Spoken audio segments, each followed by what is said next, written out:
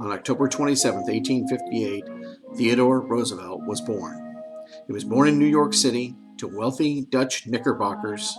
His father, Theodore Roosevelt Sr., owned a plate glass business and was already very wealthy. At a young age, Theodore Roosevelt was sickly, so he took himself out west to toughen himself up. Theodore Roosevelt loves adventure and he yearns for power, so he uses some of his resources to become a colonel in the U.S. military. It turns out that Theodore Roosevelt's a great soldier. Here's some video of the Rough Riders in action. The imagery you're seeing was shot in 1903. It was restored by the Library of Congress, and it shows what the Rough Riders unit looked like. Obviously, President Roosevelt was president at this time, and it was about 5 years after the battle at San Juan Hill. The next sequence you're going to see is the Battle of El Caney in 1899. It was caught by Edison photographers. Now, I'm pretty sure they set this up, but it does show you the tactics and strategies and how they were fighting. This is U.S. infantry supported by the Rough Riders. El Caney, 1899.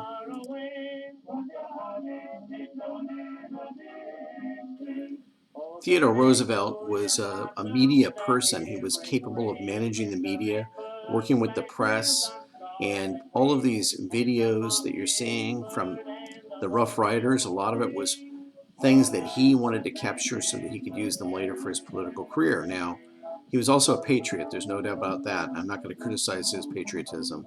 He's a great man, but I think we have to be honest about what he was doing. He was very cutting edge with technology, and the evidence here is that he's filming like Cecil B. DeMille and creating a public image that's just amazing.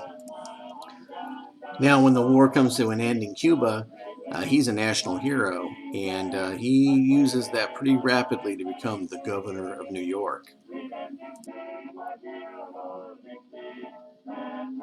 Roosevelt's star power is just so strong that William McKinley decides he wants to have him run as his vice presidential candidate in 1900. And really, they want to sideline Roosevelt because he is such a powerful character. So they do that. President William McKinley was shot on the grounds of the Pan American Exposition at the Temple of Music in Buffalo, New York, by an assassin who was an anarchist. And he didn't die immediately. He survived part of the night and expired the next day. This was the beginning of the Roosevelt presidency. It was a sad beginning, but it was his beginning. The new president was a powerful personality, and he set about immediately making himself very popular with the American people, and he used the media to great power to do this. Here we see him up on the quarterdeck of the presidential yacht Mayflower, saluting a crowd of people in the ocean. This is a recording of Roosevelt's voice that I laid over him giving a speech, so you could see what it might have been like. The welfare of our people is vitally and intimately concerned with the welfare of the farmer. The Country Life Commission should be revived with greatly increased power. Its abandonment was a severe blow to the interests of our nation. For the welfare of the farmer is a basic need of this nation. It is the men from the farms who in the past have taken the lead in every great movement within our country, whether in time of war or... We know the world has changed. The president on this day was out on the USS Mayflower in the ocean, and he's sailing around the fleet. The battleships of the fleet know the president is there, and so they fire the cannons, saluting the president of the United States. Then in succession, in the photographs, we have the USS Connecticut, USS Georgia, the earlier version of the USS New Jersey, and the fleet battleship USS Kearsarge, the flagship.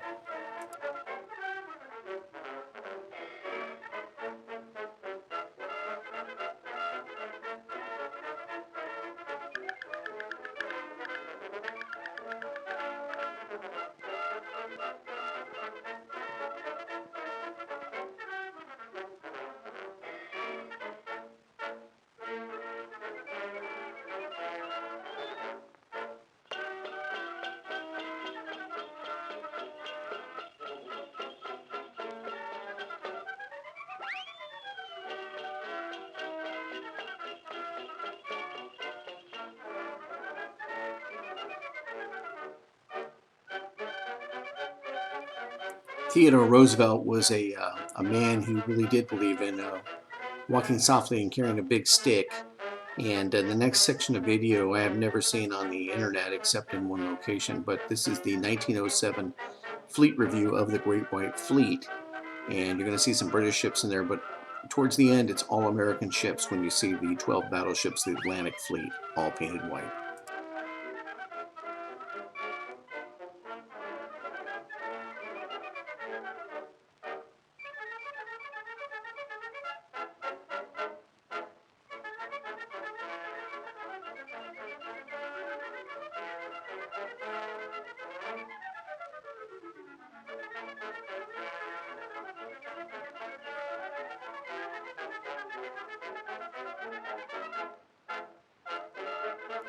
Clearly in this image you can see the presidential yacht Mayflower, so you can guess that President Theodore Roosevelt is attending this event and is part of this multinational effort.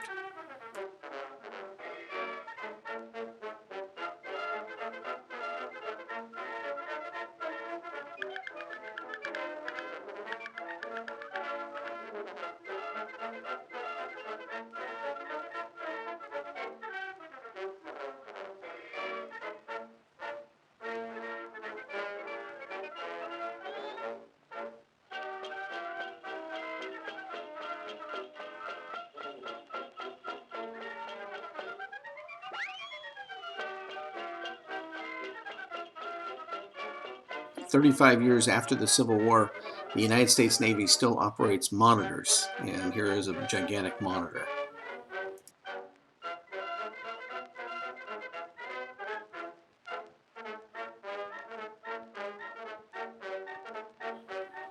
Theodore Roosevelt had a house called Sagamore Hill, and it was amazing. And in that house was this modern office with electric lighting, and it was a busy office.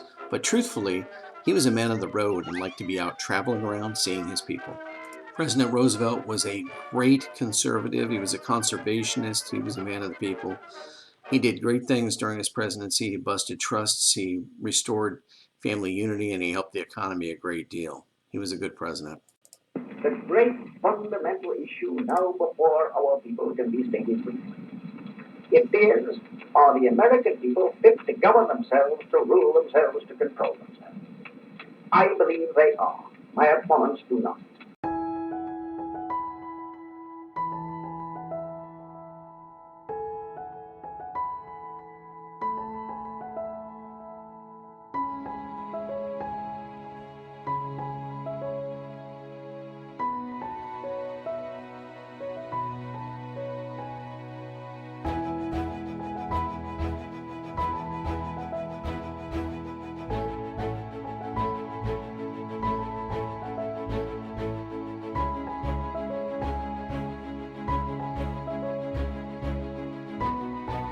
President Roosevelt was an amazing man, a great president, an adventurer, a conservationist, conservative.